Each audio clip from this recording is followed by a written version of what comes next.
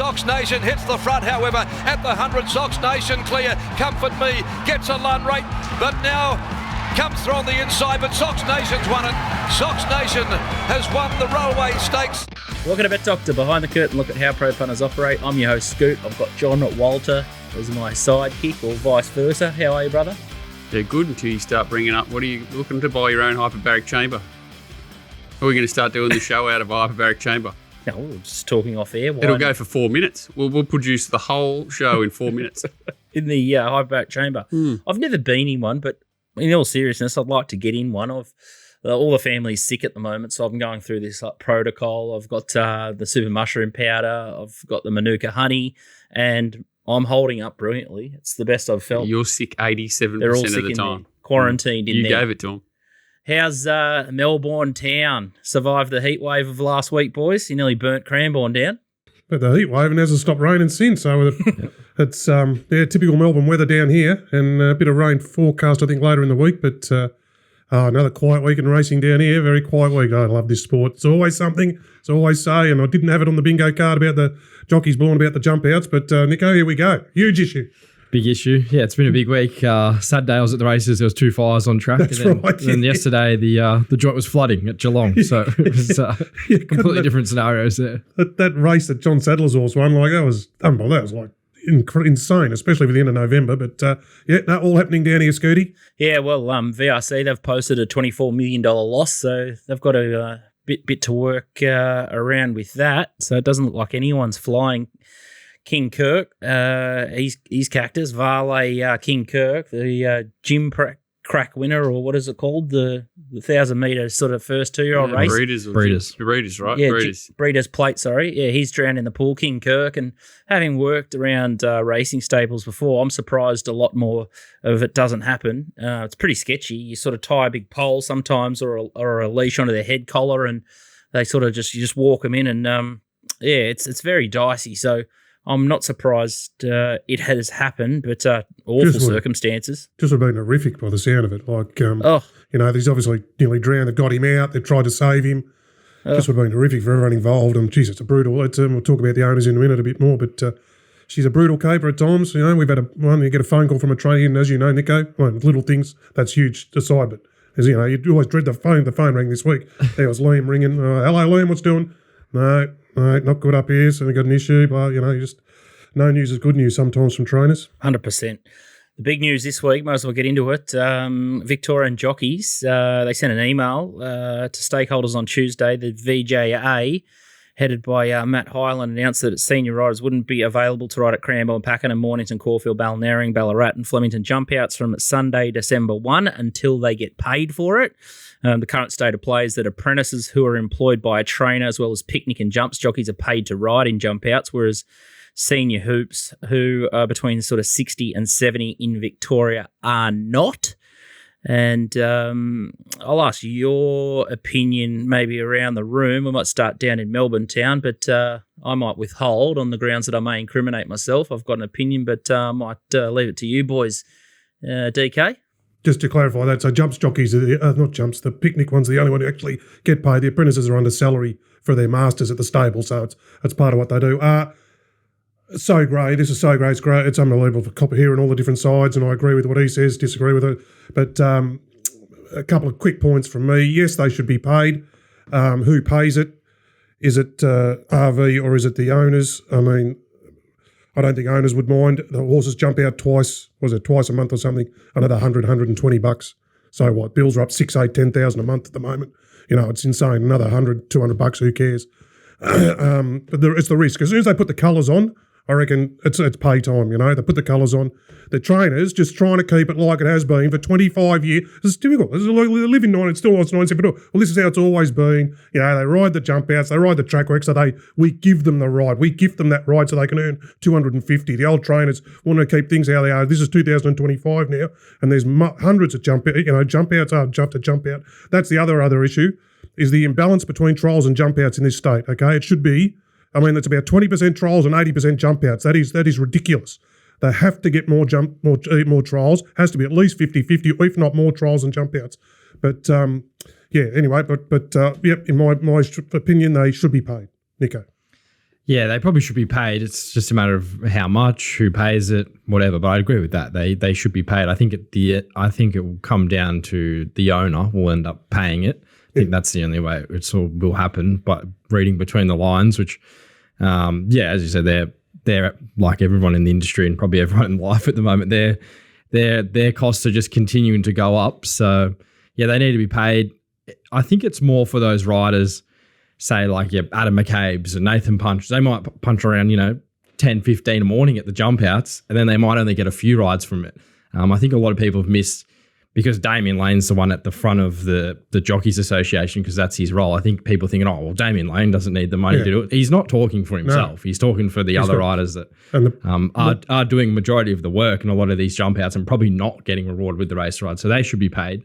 It's just a matter of how it all works out. It's going to be a mess, and sorry, it is a mess with a few people offside. So, yeah, I think you're probably right. The trainers are stuck in the Stone Ages with a lot of stuff, and maybe another thing, but it's just how it all sort of works out. And your old man, I assume, echoes a similar line of thought to you, Nico, or has he got a different take? I haven't talked to him, but he's probably nearly 60 years old, so probably not. He probably doesn't think the same thing as me. So, but those old trainers, I remember Peter Morgan. They don't give the jockeys nothing, They think they're doing the jockey the favour, give them the ride. So they think the jockeys deserve nothing and give them as little as possible. So those old school trainers, that's their thinking. But times have changed, But it is grave. A lot of people have got different opinions. But I'll tell you what they could use. If RV was going to pay it, they could use the scratching fees. As I said, millions and millions of dollars cost to owners. Let's talk about cost to owners. Scratching fees. There was 40 scratching something yesterday. There's 12,000.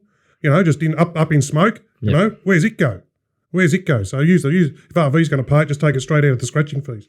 We're probably lucky with our jump outs that we have a few picnic riders and they do them for us anyway, so they have to get paid anyway. So it's not necessarily like we have a lot of jockeys coming into our horses. I think that's the case with a lot of small stables. You're not going to get big time riders in your jump outs. You're going to have to use who you can. John Walter, ex-jockey manager, now professional gambler, Racing Watch owner. The greatest non-event in the history of racing, as in things that actually racing should be caring about, paying just pay them. Who cares? As you said, it's completely irrelevant to an owner's bill in comparison to the 100% rise that have copped in the last 4 or 5 years. Hopefully, it should be a window into looking into things that owners actually are paying for. They probably shouldn't. Like syndicators, top dressing, insurance bills through the roof.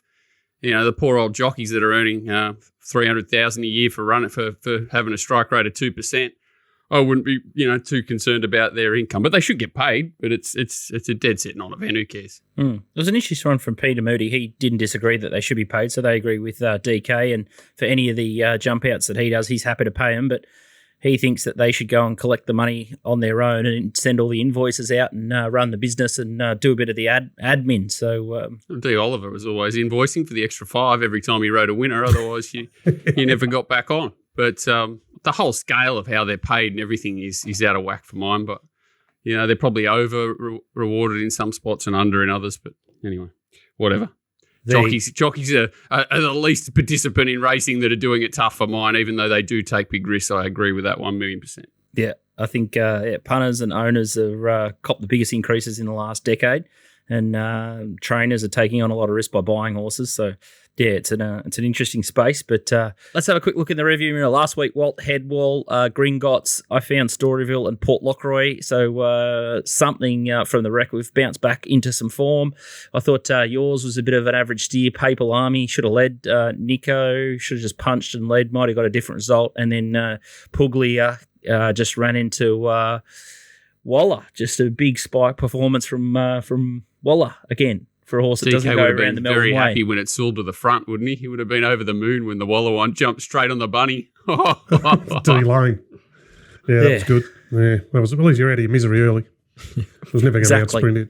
110% markets roll on TopSport. So Group 1 Winterbottom, Sandown Guineas, the Zipping Classic, and the George Moore Stakes up in Brisbane, which is good, and it's 3 till 4 on Friday. So make sure you set your clock for that one. Caulfield for Nico this week.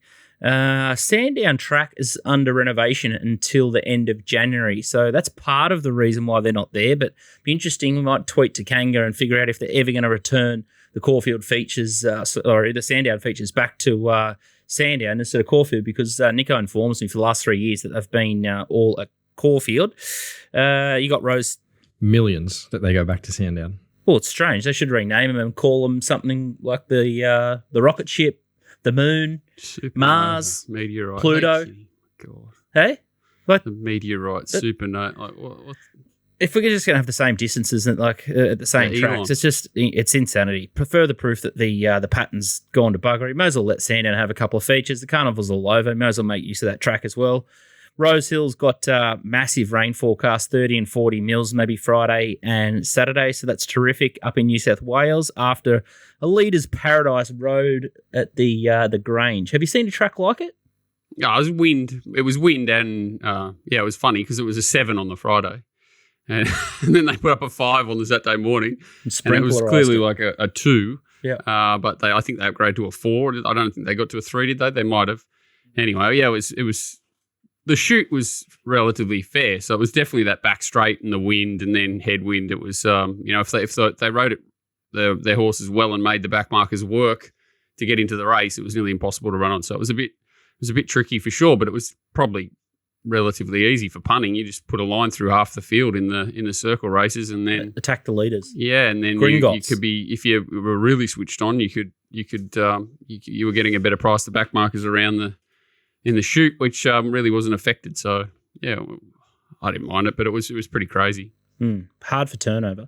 I'm going to have a look at the Winterbottom and the Lee-Steere, and then TopSport Steamers Torabella won yesterday. I thought left field was a bit of a give the way the pattern rolled out, and then running by was the other one that got scratched. So it's in this weekend. DK, let's have a look at your out wide tip for Friday.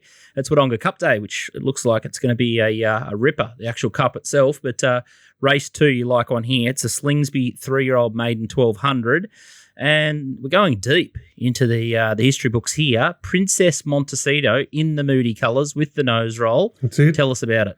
And it's following a interesting horse here, Nico. Who's it following? It's following Treasure the Moment home here. Treasure Moment was on debut in this race. And this race... we did tip on this show. Yeah. I had this race rating super. This is Udin Adada. It was a Mick Kent first start. Mick Price smashed into odds on, got the money.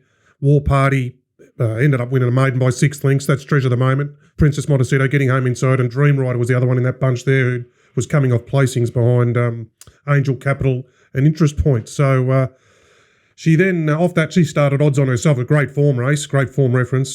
She started odds on herself for second start and ran into Nadola or something like that, Nick. Nadola, the good horse on debut of Hazes, who was on its way to the Caulfield Guineas, didn't get there, but subsequently won 2 3-year-old races at Sandown. It's a nice horse. And then it ran into Dom after that, but it had enough, popped and went to the paddock. She resumes off 2 very nice trials. So she looks ready to go here. And this is a very rich Phobos race. This, like all the bonuses, this adds up to about 100K. So, and she looks like she's eligible for most of them. So plenty of intent. The old Meach Moody combo out wide. Remember those days? I don't know, Nico, for your time, but he used to take group horses to Warwick and and things like that. I'm not saying he's doing that here, but that was the old, and put Meach on and they'd just win. So Meach Moody here, Wodonga, Rich Maiden. So I think she can, that's great form. I love that race. I think it's great for a Wodonga Maiden. Having said that, being a Rich Maiden, this has attracted some big stables here with some debutantes, but the Moroni thing want to jump out, but he's gone and found, I don't know where he's found C. Murtar from. Like he's ridden 1 winner from his last 50. It was back in March, and it's drawn 13, so I was happy to pose it. The Nick Ryan's got a first start here off the typical, just follow him around, every trial out the back. He hasn't been as deadly in recent times with these, and this is not eligible for the bonuses. So it is drawn well for R. McLeod, but I just thought it's not eligible for the bonuses. Don't think there's a big target race for it. Same with Clinton's. Clinton's got a first starter in there. He has been deadly with his first starters, but this has got A. McCabe that stood in the gates and missed its first trial 8 lengths, then sucked up on the inside its second trial. It looks green. I don't know about it. Then it's not eligible for the bonuses, and the Pains have got one that is. But I thought they had a couple of good triallers, I think, kick off the last couple of days. This, compared to them, only trialled fairly, I thought. So I thought I was happy to see it. And there's one, Miss Archibald. She's got the race experience. She was pretty poor on, I think it was Bendigo Cup Day, but has had to freshen up and has trialled well in between since, but she draws barrier 12 or something. So, Princess Montecito, I think she's a pretty handy filly, and I'd say Moody's taken her up there for a soft kill before she heads to bigger assignment scoot. So let's hope she can get me on the right path, because I need a winner. Tomato sauce odds, or are you hoping for a $3 mark? Oh, I think she is. She's got a 13 length of feet last start or something to her name. So, and a few of those stables. I put up Nick Ryan's safe. They put up Clinton's safe. They're both big betting joints, but I thought it was very notable. Neither of those horses are eligible for the bonuses, so I don't think I would have thought, taking them all the way to Wodonga, maybe they're looking for softer options to debut. So I think they'll go up safe. I think they'll bet a bit of a price about Princess Montecito. 340. A few of the corporates are going up. 340. There you go, Scoot. After everyone hears this, it'll be into $2.50. That's up nice and early on a. Normally it goes up in the afternoon, so that's good. They're up early. Getting up earlier on the Friday maidens. Good stuff. Caulfield, let's get into a couple of races here. Nico, how do you expect the track to be given your spate of weather? It was Ducks and Drakes there yesterday at Geelong. Yeah, so I think the track's a soft 6 currently, and the way the weather looks the next sort of 24 hours, 48 hours, it doesn't seem like they're going to get much rain that's going to impact the track to make it any worse. So I think come race time, we might be on a good 4 or a soft 5. And then we're copping maybe 30 mils on the day. So it could go from a 4 to a heavy 10. Who knows? Look how that track drained, the heat today. Do you hear that? Like it was soft 7 1 minute after all that piss down yesterday. And now it's soft 5 straight away, soft 5 drained away. So they can drain, but like I said, the rain on the day is the issue, I think. So I'm playing early. I'm trying to avoid the rain on the day. But I've tipped 2 horses that if it does come earlier, they'll just be as suited on wet track. So yeah, really tough on Saturday. Caulfield Race 1 is the first bet, and it's the Whispering Angel handicap over 1,800 metres. Odds courtesy of TopSport, $3.50. High and Proud. Private Jumbo, $5.50. Saban at $6. Nearing Liberty, $6. Autumn Slide, $8.50. Easy Done, $9. Harry Kane, $12. And $17 for Claim the Crown, and Much Better the Rest. High and Proud has been a little bit frustrating. Its last couple of starts, couple of narrow defeats, but tell us why you like it here, Nico. I just think it's found an easier race than what it did on this occasion. It's in the yellow and blue, loons up, sort of hits the front. And I think Rikaka Raider, the horse that beats him, is just a better horse. He's very progressive from Cindy Alderson's stable, and I think the faster run race really brought out the best in that horse. He steps up from the 17 to the 1,800 metres here, and I think he's just set to peak, narrowly goes down, and this race doesn't seem to have the depth of that race. So you got Saban at second pick, who's coming off pulling up lame last start at Flemington, and a disappointing run prior to that. And then outside of that, there's a few horses sort of bringing benchmark 64 form. So his form's definitely the strongest in the race, and he's won. I think it was his debut win was on a wet track. So he always looked like a horse as a type that would be suited to these wetter tracks. So if it's a good track, you see what he can do there. He's still going to be right in the finish. And if we are dealing with a soft track still on Saturday, I think he may even be more advantaged. So set to peak. I know he burned a few punters last up, but I think he just found one better. And this race doesn't have the depth. So, should be clear favourite, and I think hard to beat there on Saturday. 1,800, a slight query for me. Any thoughts, DK? Yeah, I don't know about. I agree he's going to be hard to beat. I don't know about set to peak, Nico. He's had some really hard, tough racing. He got caught wide. Remember, he's caught wide behind O2 Good. That was in a pretty. And then another fast run race, he got caught wide. Was it at Flemington? So he's had a bit of tough racing. He seemed to have every possible chance there. I think he raced a bit keenly. So yeah, the step to 1,800 a little bit, but definitely the one to beat at that grade. But I thought the thing that's going for 4 in a row. Autumn Slide. Yeah, I was surprised she wasn't second pick. Yeah, looks big odds. Yeah, because he's a trainer who's sort of they improve into their prep. He's pretty kind on them, Zara. So she's returning great. I know probably the race set up a bit, but she rounded them, circled them at the Valley, and was pretty dominant. Still learning the caper, laying in. Gets the 3 kilo claim for Houston. Gets a soft draw. So the informed mare on the up. That looks at a race where something like that could run well in. So agree. High and Proud's got the runs on the board, but I thought Autumn Slide at $9 or $10 or whatever it is, Scooty, to run a race. So Caulfield Race 1, number 6, High and Proud, and then the 10 Autumn Slide could be the saver there. Race 2 is the Merson Cooper. This is usually the Godolphin Stakes. This one, it's Tycoon Star favourite here, $4.40. You're seeing Boss $5.50, Rosangela is $7, Salty Pearl $8, Shingina $9. And you got Point Barrow $10, Gallo Nero $11, Palm Angel $12, Wilshire Square at $13, and then 20s will better the rest. You were pretty happy with the Ben, Will, and JD Hayes runner here, Tycoon Star, in the Yulong colours. Yeah, he was a real professional in the yard on this occasion. I thought he would improve with the run, but he was just too good for him in the end. He beat Shining Smile, who's come out and won since. But Cash was in this race and ran well enough on debut in another 2-year-old race. So I think this form's quite strong, and he's the only raced horse in the field. So just the way he attacks the line here, think getting to Caulfield's going to be no problem for him. And I just think of what he showed here on this occasion. What was this, Melbourne Cup Day, I think. He just looks like he's a super professional horse in a race where there's a bunch of first starters. I was surprised he wasn't a little bit shorter in the betting. And looking at his breeding, the Dan Miss Ayano was a very, very good wet tracker. So I think if this rain does come, being by Written Tycoon, he's one that's probably could potentially be advantaged on the wet track due to his breeding. So very professional horse.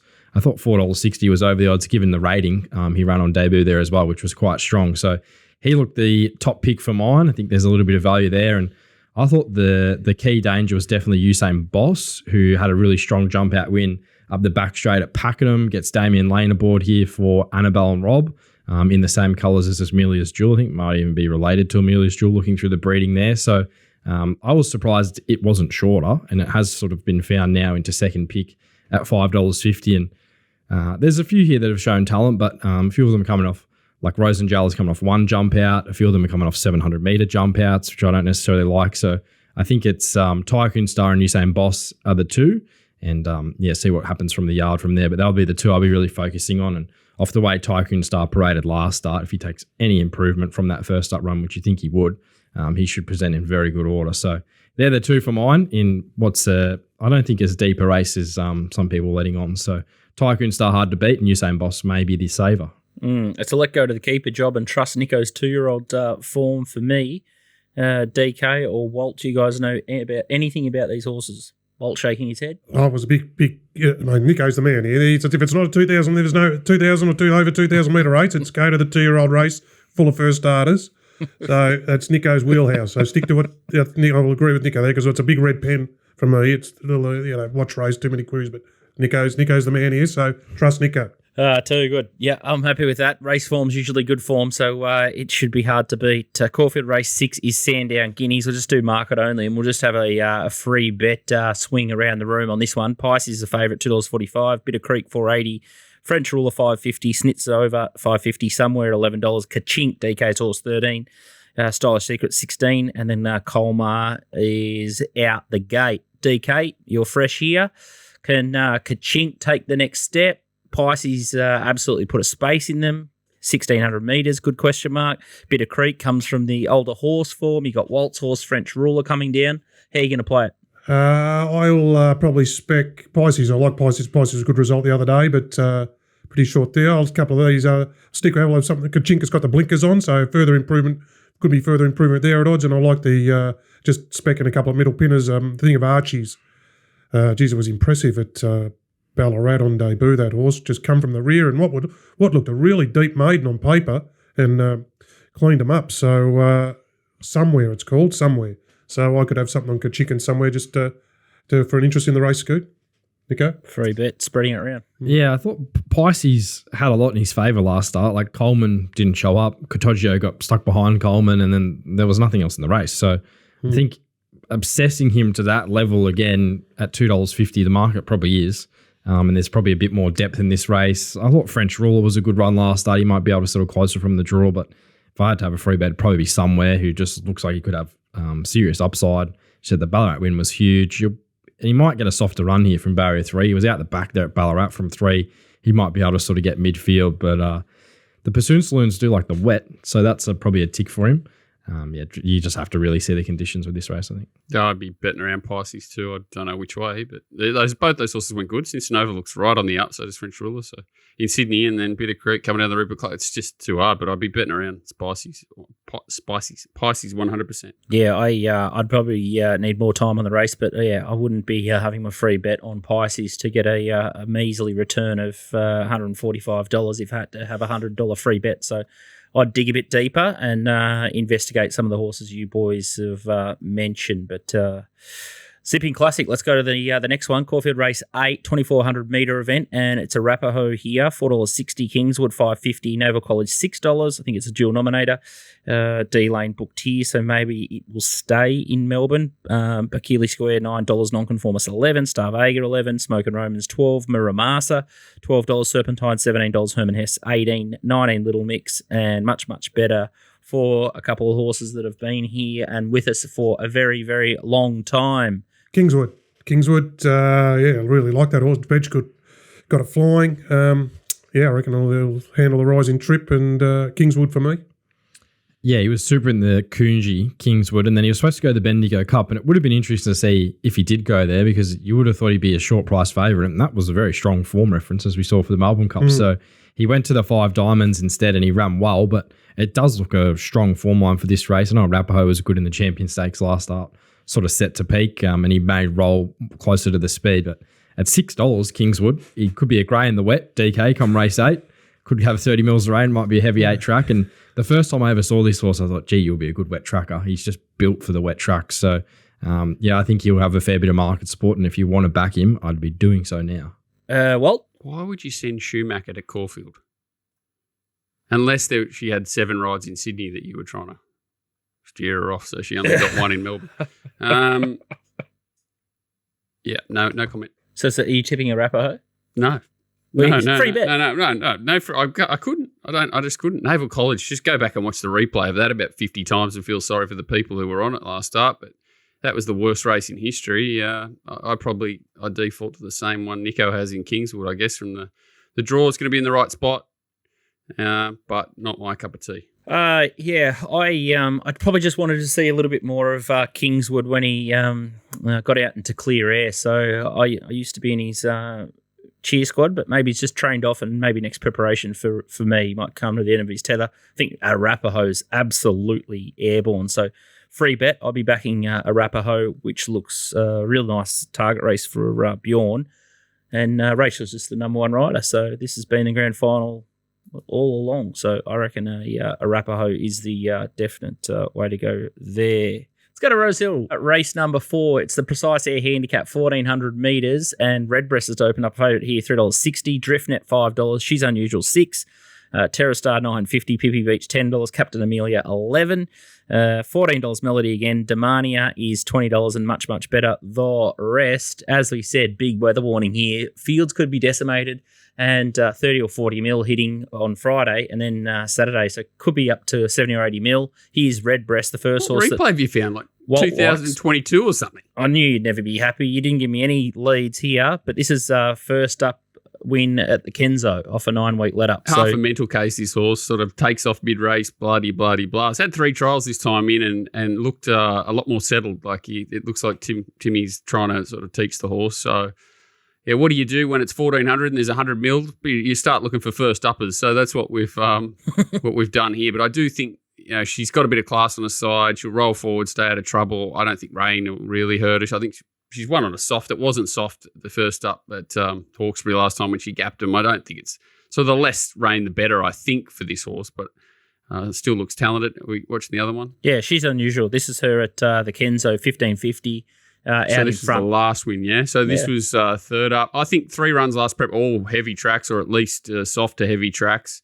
A really good first up, and then a little bit of a weird one second up, and then when it rolled to the front here, it was game over. But yeah, this horse looks to have huge upside, and it's the one that probably isn't worried by any sort of rain that arrives. Will improve fitness-wise, yada, yada, but 2 trials have been excellent. I think the more rain that comes, the more I'd be steering towards She's Unusual. The less rain that comes, Redbreast, and I just thought they just got miles on these horses class-wise. They're just pretty much beaten up and, pretty exposed sort of creatures, whereas these ones aren't. And just for complete sanity's sake, you cannot let Callistamon go around at 20-1.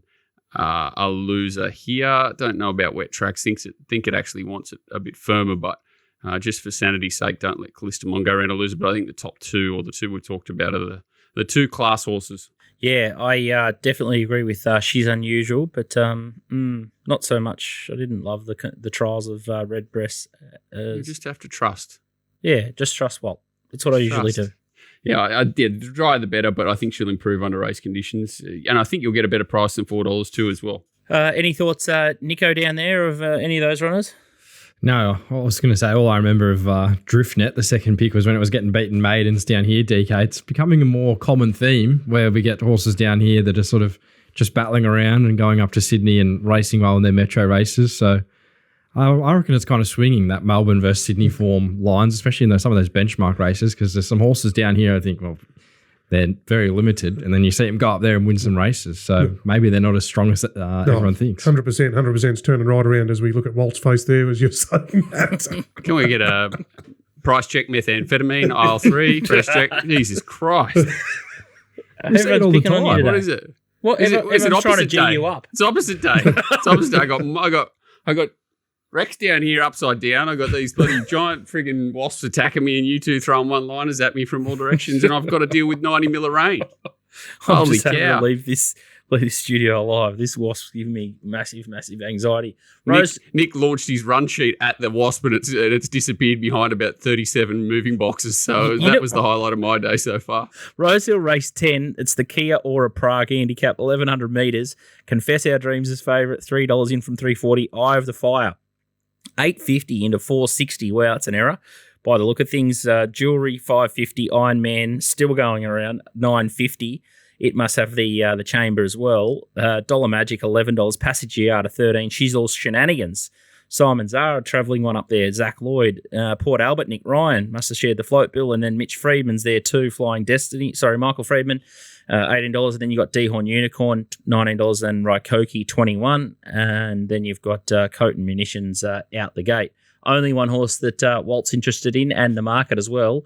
Eye of the Fire, Annabelle and Jason Collett. And here it is, blue with the pink. Back last inside, Coffin. dragged out here. So it had a really extended prep. She just dead set tried to milk the what do you do? Milk the lemon, or whatever you do. Squeeze the lemon, milk the cow. And was up on speed most of those runs and sort of found, I think its first start it led and won by a mile. And Jason Collett, it looked like a genius right here. And it was, like he stuck to but look at how soft it is. And that second horse probably starts the short price favourite again in this race, Kagulian or whatever it's called. $8.50 was a complete mare. Whoever put that up, I made the mistake of telling Scoot about 10 minutes earlier than I normally do here, and it was $6.50 into $4.60 as soon as I did that. But I still think, if it gets through whatever going there is, I don't think they'll beat it. To be fair, I think it's got lots on this field. It's got a lot more upside than a horse like Confess Our Dreams, and you just wanted to see it come back in good order, which it obviously did there.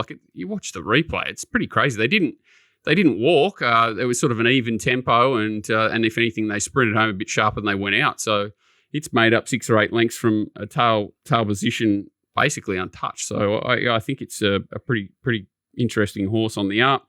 As beaten up as Iron Man is, I think it is the horse that is super fit and desperate for a wet track. So, if I'm going to save in the race to be on Iron Man, I'd say you'll probably get double figures it. I'd expect Eye of the Fire will start favourite in the race.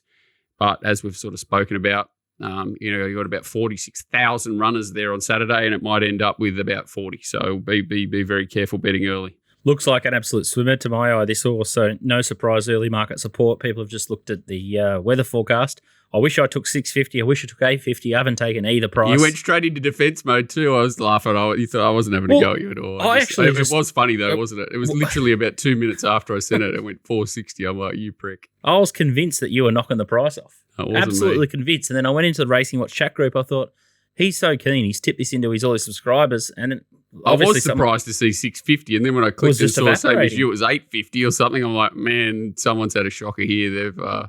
it's a bit funny because I do think that if they put a market up the tab, they would have put Kagulian up favourite in this race without doubt. And if you could back it to beat it on that run here, those are just like logical things that I think, ratings people just miss, don't they? But anyway. The thing that excites me about that and why I would have steamed in is because Annabelle Neesham and Rob Archibald, it takes you a little bit to back them. So, and then I saw the replay and I thought, wow. And then I had a look at Epaulette and the breeding and I'm like, bingo, we've got one here. And then I watched the price go off and then I just got the shits. Yeah, weird, right? Like Friday, what day is it? Thursday morning to someone to be chiming into it. But it did stick out a little bit like Rex's nuts. Well, hopefully there's a heap of scratching so the early players get burnt and we all have to take we still might get 5 to 2 exactly together. with a field of 10 or something, and that's probably a good price. Yeah. All right, we'll play it by ear and see what happens here. Nico, any of those travelling horses tickle your fancy or DK? Nah, a few of them had a few things in their favour recently, like Port Albert. She's All Shenanigans was okay fresh, but probably have to improve a little bit. I did note with that one Waltz tip, and it did lead a lot of races its last campaign and then sat back first up and really attacked the line, so maybe come back in yours. Hopefully so, for us. No Maiden is in there from Melbourne that'll just knock up winning or anything. Jesus Christ. I love it. Nico, what the heck? HIA. It happens more than you think, Bob. Oh, You could be Kangas 2IC. You could be Kangas 2IC. You start saying, oh, Nico really likes this from the yard. If you start saying that, oh, Nico really likes this from the yard, Nico. that's when I'll know. I love it. We'll just get a bit of a sample size together of all the Melbourne horses that going up smack the Sydney. Or I just got a missed call from Timmy. Last time he tried to call me, the slipper favourite was Car, so I hope another hasn't gone by the wayside. Bloody hell. Another one in the pool. I'll be in the pool straight after this. Don's best. No Don's best because we've got the Bris Vegas show. Boys still going well. Tora Bella yesterday. La Bella Boom. Turbo had one of the sickest speech you'll see on busting. That's returned. It's back in its best form. So it was good early, and now it looks like it's back in business for T. Golan. Story there. My little bloke keeps whizzing the bed, right? Well, here we go. And I said, mate, I've had $20 on this for you here. Do you get your Robux or something for whatever they are? The Roblox card. Yeah, Roblox bucks or something. And I said, mate, we're on busting here because he keeps whizzing himself. and oh my God, you should have seen him up the straight. He's about the third race he's watching his life. He was going insane. It was, I wish I'd have filmed it. It was hilarious. Poor little bugger. And when it's, well, I still get paid, right? I still get paid. It should have won, 20. So I still get paid. I said, geez, I'd like you to argue that in an open court for us. We'd be a little bit better off, wouldn't we? How many years until he can operate some burner accounts for you? 10? Now. So yeah, make sure you tune into the Bris Vegas show, and the email will drop Friday afternoon as well. So you get the set of tips if you just want to see the set of tips. But Taz was the other one that was a pinball for the first 800 metres for Donny. So tomorrow's episode we've got Donny, John McLeod, and GK on board. So George Moore Stakes Day, we'll get ripping into the Brizzy program.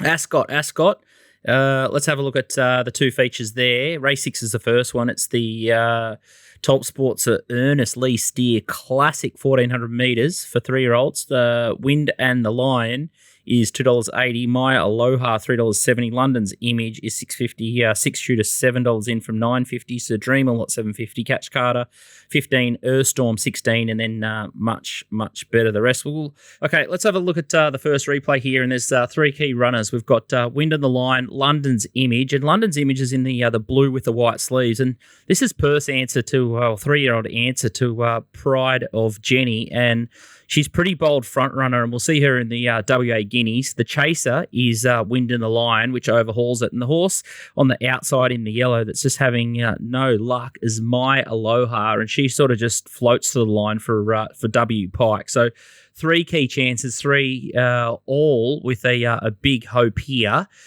And here it is Pride of Jenny again, a.k.a. London's Image, and she does a great job here in the WA Guineas, and this is 1,600 metres. The big query here is what is she going to do on the backup? Old Declan Bates gave her a pretty good ride here, and I was really impressed. They went 9.5 lengths faster here to the 600 and still only beaten 2 lengths, and you got Storyville sort of just glorious charging. earmuffs coming down the outside. Charging late, which was beautiful business for us.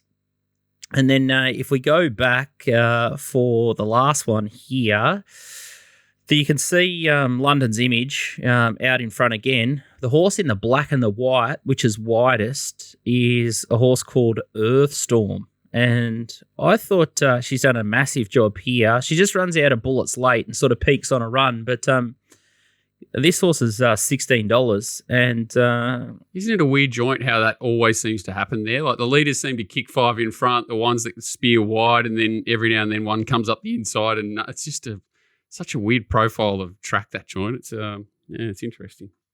Yeah, so if we go like looking at the market and just looking at a couple of chances, I'm pretty happy to bet around a couple of these favourites. Wind and Lion. It looked really good, overhauling London's Image in that first replay. That was 1,200 metres. 1,400 metres, I've got a slight query. It's either a query at the distance or it's the perfect preparation. I think London's Image has a massive chance. If she can back up and if she's still got the freshness in legs, 1,400 could be just right for her. My Aloha has drawn wide. She's got the potential to slot in, or he might just hook it completely, but I hope he got the 110 for the jump out fee last start. That was the one, wasn't it? And behind him. That was a shocker. But the interesting part with My Aloha, though, I just don't know with a horse like this. I think he could be in two minds here, Pike. And with these tearaways, as we've seen with Pride of Jenny in so many of these races, he could make a meal of it at $3.80. I thought the price still had to drift anyway. If you're looking for sort of different form, the other horse that you could probably find was Six Shooter. But again, he's sort of an on-speed horse that can give a really good kick. But again, he's just going to be camped behind this tearaway, and he's potentially going to be posted wide. The other horse in the market, Sir Dream, a lot. And this horse looks super over 1,200 metres. But again, once it gets to 1,400 metres, and especially this tempo, I'm not convinced that, is really well suited in this race. So again, I'm happy to bet around the favourites. Wind of the line at 280 and 370. I hope Pride of Jenny, London's Image, is a real bullish ride from Steve Parnham, because so fit, $6.50 there at TopSport. And then the real roughie that I'm sort of half horny for is this Earthstorm. She was really good as a 2-year-old, had form around sort of 1,000, 1,200 metres in the Karrakatta Plate, run second behind Bustling, and in the Gimcrack over 1,100 metres. So she's got a really good turn of foot, this filly, but $16 is just, an undeniable price. So I'll be betting outside the favourites and specking 3 and 7 in a race that I'm sort of getting a bit excited about. Yeah, I hadn't had a good look at it, but I did note the favourite, Wind in the Line, has been probably harshly hit for winning last day. He goes up 2 kilos in the weights here, so he goes 59 kilos versus Maialoho. He's got 53 and probably should have finished a lot closer to him last start. So, has to give all the field weight, which will have an impact on the late market. I did that race pretty heavily, that previous race, Wind in the Line. There was not one horse in the race that could run 1,200. And the winner could, but it was 1,000 to 1,200. So it sort of won it by default. So I'd be happy to find something to beat it. And it's like interesting what you're saying, like, because it's a small pool of horses, sort of profiling the horses is so important, because they don't have many races to choose from. So many of them race outside of their distance, or optimal distance, because it's the only race available. So they're like, to me, that's the niche part of that. And then swapping the runs, you know what I mean? Barrier draws and distances are so important there. And you would think Pike, the only way he could get his home is to probably drop it out and ride it for luck a bit, wouldn't you? Like, you wouldn't think he'd probably circle them and win. So I like your angle. It's just tricky trying to find the winner, right? Mm.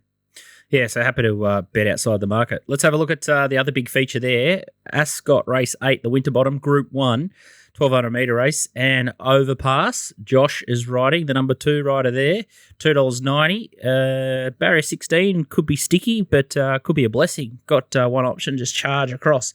Western Empire, $5.50 into $4.40. Pike, barrier 4. Lady Laguna, barrier 1, $5.50 for J-Mac. You got Mahaba, $10. Last start winner at Flemington. And then you got Bravo Centurion, rope them in. Saloon Bar, $21. And let's get to a couple of replays. The first one we're going to have a look at is Overpass and Lady Laguna. Overpass is sort of making all out in front, and then you've got Lady Laguna in behind. And I thought for the first 600 metres, Nash just rode her too far off the pace. She needed to be a couple of pairs closer, and she hated it and just resented it pretty much all the way. And then she's got the winner there, Walty's horse, Sunshine in Paris, coming across her. But the last 100 metres, sort of, she picked herself back up, and you can see her sort of just starting to move up and alongside sort of Overpass. I was really disappointed with how we sort of dropped out there. Here is the replay of Western Empire and Rope Them In. So Rope Them In is in the red with the white sleeves going around them, and then Western Empire is sort of strung up in the white with the orange. You'd remember Western Empire run behind Mr. Brightside, I think, last preparation, so came across and failed a few times, but is going a lot better back home. But Rope Them In. Very slow run race too, so having that momentum was everything. So factor. I think if you swap the runs there, you definitely swap the results. Bravo Centurion's been going really well, but to me, he looks like an out-and-out 1,000-metre horse. I'm not sure that he's beaten much at all, despite putting margins on them. And I just worry that the class and the tempo up front isn't really what he wants. I think he might be a bit of a powder puff horse, but really good stable. He drags Overpass straight across though. Yeah, it's a bit tricky for him, and I just would have loved to see him at 1,100 or 1,200 in a much stronger race before we sort of tackle a big Group 1 here. Interesting question for Nico. Mahaba needs a good ride, I think, but how how did he parade last time? Because the horse apparently has thrived on the trip across. Looks a perfect setup race for Beggy, but he needs to go to a brand new level here. Yeah, he was typical of the big horses. They all parade really well. He's a great trainer, Graham Begg, and he's having a terrific season so far. But like Mahaba just can't win a Winterbottom for mine. Like he's just not of the class, and there does only look to be 3 chances here, and 2 of them are coming off poor runs at their last start. So all roads lead to Western Empire for mine, who first up last campaign was a moral beaten. Then he went to Northam and absolutely bolted in, and they stretched him out in distance. But I think that the way this horse's turn of foot is, he may be best suited to these high-pressure 1,200-metre sprints where he is a horse that, was it the Kingston Town or the Railway, where he absolutely bolted in and run one of the best ratings ever on some databases. So, yeah, he's a talented horse. He was in the wilderness here in Victoria. Then they brought him back for, I think it was 150,000 around this time last year. And, yep, they'll be winning that back for sure. So I'm pretty keen Western Empire. I think there's big question marks around Overpass and Lady Laguna. And he just looks the horse set to peak. DK? Yeah, no, I landed on him as well, Nico. I thought that first up run off the slow tempo was sensational. I mean, even this is the bottom end of his distance range, really. It shows how well he's come back. Fast run, 1,200, Pike, barrier 4, yep. He was the one I landed on too, Nico. I'm just writing this takedown. DK, 28th of November 2024. He did the form for the Winterbottom. Group 1 DK. He Holy puts the Group cow. 1 hat on. Holy cow. He loves it. We've transformed this man. Overpass. Yeah, Is it alive? Yeah, it's alive. It's alive. And it gets just the perfect run across. But I agree with everything Nico said completely. Like, I think the owners were absolutely shattered that Western Empire was beat first up because there's some big bonus, I think, if you win the 3 races or whatever. So, yeah, I think they're very stiff not to be alive, and even luck from the draw, it's the one completely to hold out. I don't know if Lady Laguna's alive. It's the one. It just hasn't hit the line at its last 2 for me. It sort of loomed up, and then even the start before that, and gate 1, you probably Bravo Centurion's fallen back in your face. It's going to need it's got the right person on it. But yeah, I think Nico's found the right one, and I could nearly save on Overpass. It usually, even though it's won 1,000 in a row over there, it usually is out the gate. So, maybe you're only going to get 350 or something anyway if it gets there. But I'd chop on it and save and bet up on Western Empire personally. I think Lady Laguna is going a bit better than everyone gave her credit for, so I'm going to forgive her last start. And I thought she had plenty in the Sydney Stakes and did enough in the Russell Balding when Bellinette Patina and Sunshine and Paris beat her. So I'm saying that third's good enough. And I think J-Mac can just park, I don't know, 3rd or 4th the fence, and everyone will just be going crazy. And if he gets a nice little split, I reckon she can just sort of squirt through. But she did go really well up here in the Gold Coast. So the heat and the travel, she's another one that doesn't mind the hotter climate, because she proved herself. I think it was in the Magic Millions Carnival. She was airborne. Yeah, she was there. She was 1,200, 1,300 metre races at Brisbane and the Gold Coast. So I think similar conditions, she can bounce back into form, and they're pretty good at travelling horses, Annabelle and Robert. So anyway, there you go. So Western Empire and Lady Laguna for us. Punting form is what I use to do the form. I know the boys down in Melbourne swear by it as well, so make sure you start using their database. You can just click in and click out of any jurisdiction and bet with a lot of confidence, and it all lives in the cloud. You can't delete it, and the black book system works also, so you can put all your notes next to the horses, and you can just go completely crazy over the form like we do. TopSport early bets. The first one here is Walt's horse, race 6, number 5, French Ruler, 300 at 750. We've already discussed this horse.